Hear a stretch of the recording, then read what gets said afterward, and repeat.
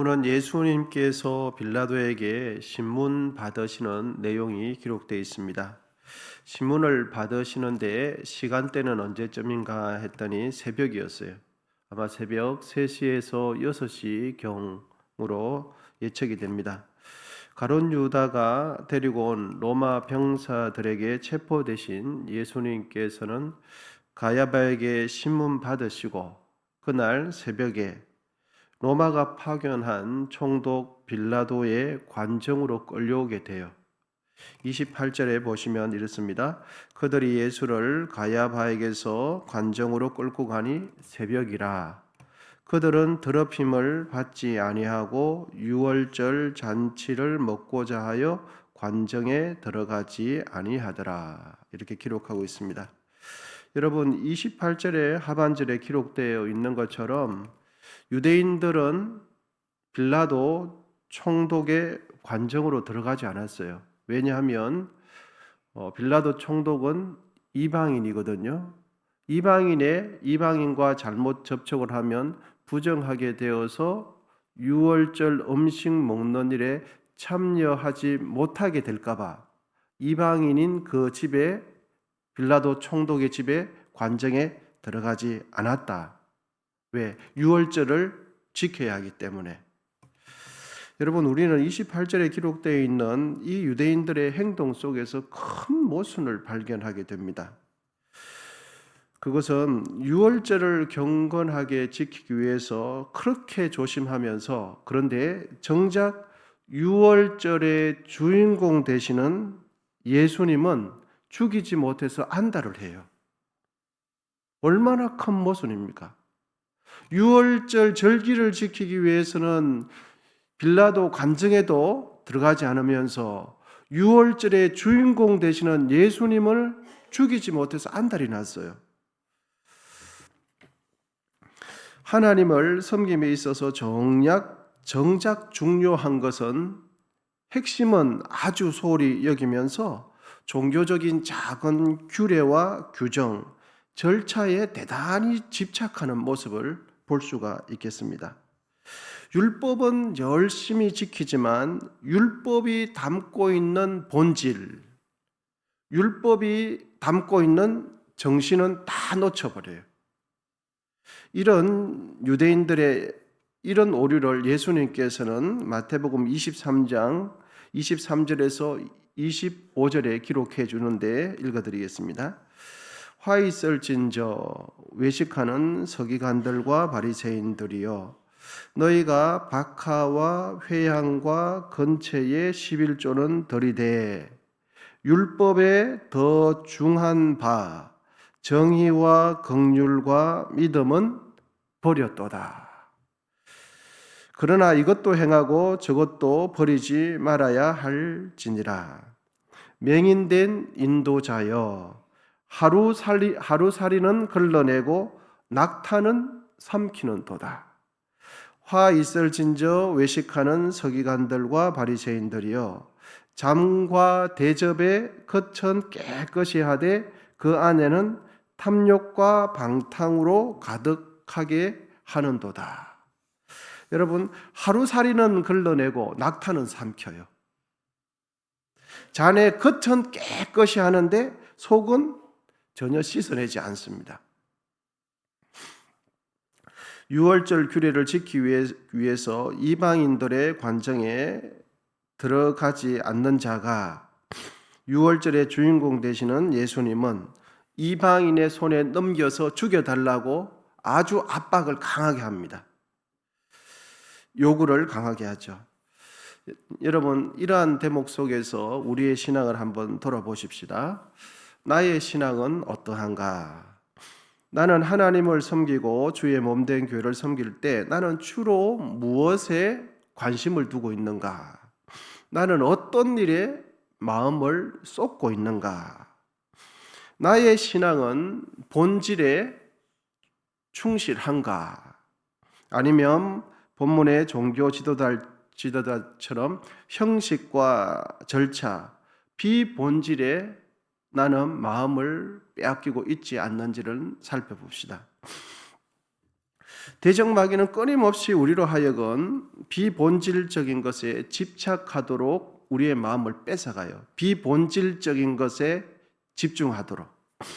그래서 사소한 것, 작은 것, 이렇게 해도 되고 저렇게 해도 되는 일에 우리의 마음을 상하게 만들어요. 정작 중요한 일에 힘을 쓰지 못하도록 비본질적인 일을 하면서 갈등을 하게 만들어서 마음을 상하게 만들어요. 그 일을 누가 합니까? 보이지 않는 마귀가 지금도 하고 있는 거죠. 지금도 마귀는 비본질적인 일에 우리의 마음을 뺏고 본질에 충실하지 못하도록 비본질적인 것에 우리의 에너지를 다 뺏어가는 거죠.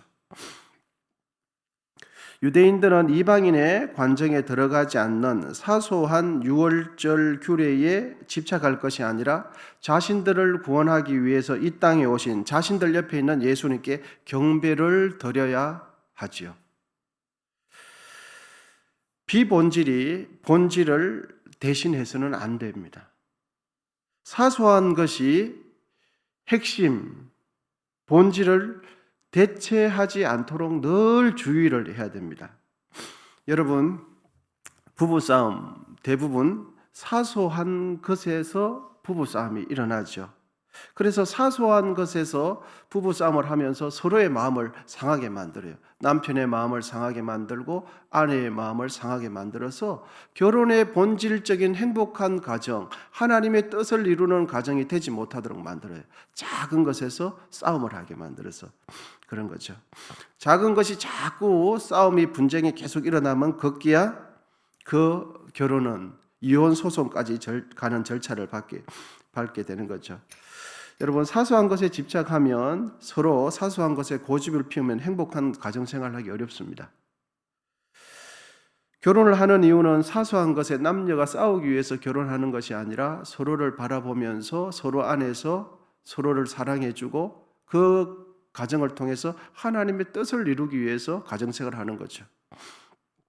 마귀는 지금도 우리의 작은 자존심 때문에 아주 중요한 일, 교회가 복음 전하는 일에 전심전력해야 하는데 그렇게 하지 못하도록 마귀는 지금도 교회를 흔들고 있어요. 정말 교회가 해야 될 일은 하나님 예배하고 복음 전하는 일을 해야 되는데 내부적인 갈등으로 인해서 복음 전할 에너지가 없는 거예요. 아내의 문제, 속의 문제를 해결하는 일하고 정말 영혼 구원하는 일을 하지 못하게 만들어요. 여러분, 이것은 한국 교회가 지금 겪어가고 있는 어려움 중에 큰 어려움이에요. 여러 가지 법적인 문제들 때문에 교회가 해야 할 일을 하지 못해요. 그게 보이지 않는 마귀가 전부 다 서로를 힘들게 만들고 싸우게 만들고 갈등을 하지 못하게 만들어서 이 교회의 위상을 땅바닥에 떨어뜨리고 복음이 땅바닥에 떨어지고 복음의 영향력이 흘러가지 못하도록 하는 거죠. 이것이 마귀의 전략인 거죠.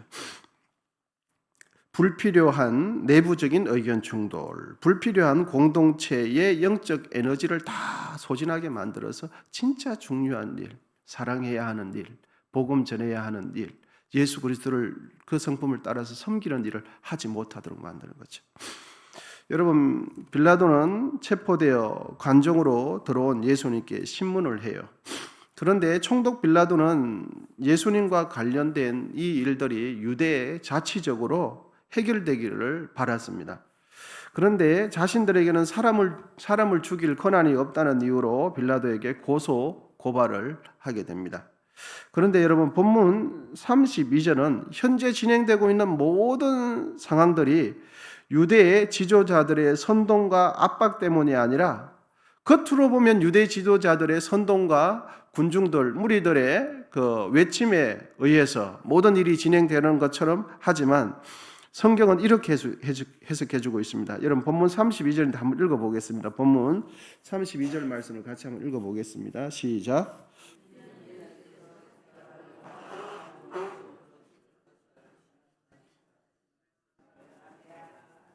예, 32절에 보니까 지금 예수님께서 일어나고 있는 모든 일을 성경 자체가 해석해 줄 수 있는, 관통해 줄 수 있는 그 관점을 제시해 주는데 32절에 보니까 이에 예수께서 자기가 어떠한 죽음으로 죽을 것을 가르쳐 하신 말씀을 응하게 하려 함이르라.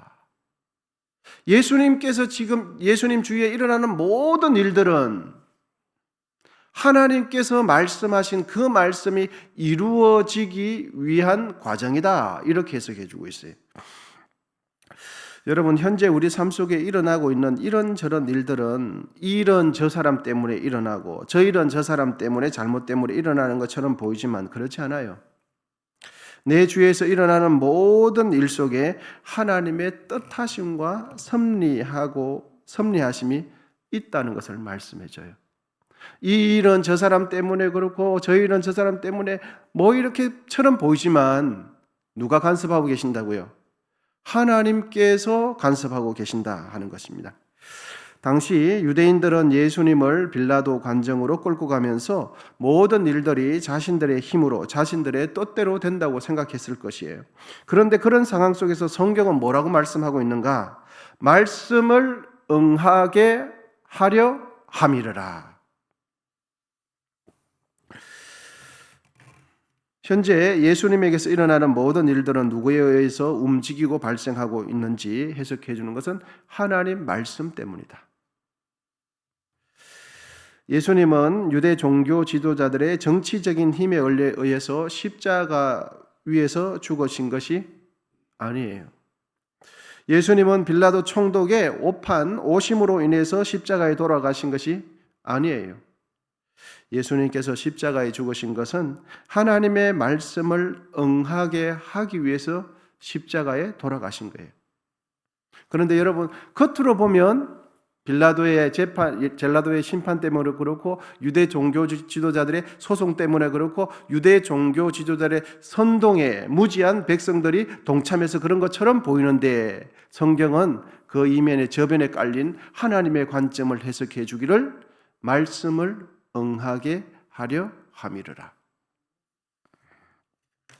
여러분, 이 새벽에 기도하기 위하여 이곳에 오신 우리 교우님, 우리는 어떠한 삶을 살아야 하는가를 생각해 볼 수 있겠습니다. 본문의 예수님처럼 나를 통해서 하나님의 말씀이 응하게 되는 삶을 살아야 할 줄 믿습니다. 하나님의 말씀이 부족한 우리의 삶을 통하여 성취되는 삶을 살아야 하는 것이죠. 이 땅을 살아가면서 하나님의 말씀이 빗나가는 삶이 아니라 하나님의 말씀이 나를 통해서 성취되는 삶을 살아야 되는 거죠. 여러분, 많은 사람들이 이 세상을 살아가고 많은 이들이 예수님을 믿으며 살아갑니다. 그런데 자신은 예수를 믿는다고 하고 그렇지만 그런데 정작 중요한 것은 예수 믿는 그 사람을 통해서 하나님의 말씀이 성취가 되는가 하는 거죠. 예수님은 겉보기에 고난 받으셔요. 그리고 빌라도의 심판을 받으셔서 억울한 죽음을 맞이하는 것처럼 보여요. 무지한 군중들에 의해서 매도되어서 채찍에 맞고 억울한 그런 고문을 당하는 것처럼 보이는데 그런데 그 이변에 하나님의 말씀, 구약 때부터 예언된 그 말씀이 응하게 하기 위해서 그러한 삶을 살아가신다 하는 거예요. 여러분, 우리도 하나님의 말씀이 우리를 통해서 응하게 되어지고 성취되는 삶을 살게 되시기를 축복합니다. 말씀이 빗나가는 인생, 성령이 비껴가는 인생, 하나님의 은총이 임하지 않는 인생이 아니라 하나님께서 보호하시고 우리의 삶을 통해서 하나님이 증거되는 그런 삶을 사시기를 축복합니다. 기도하겠습니다.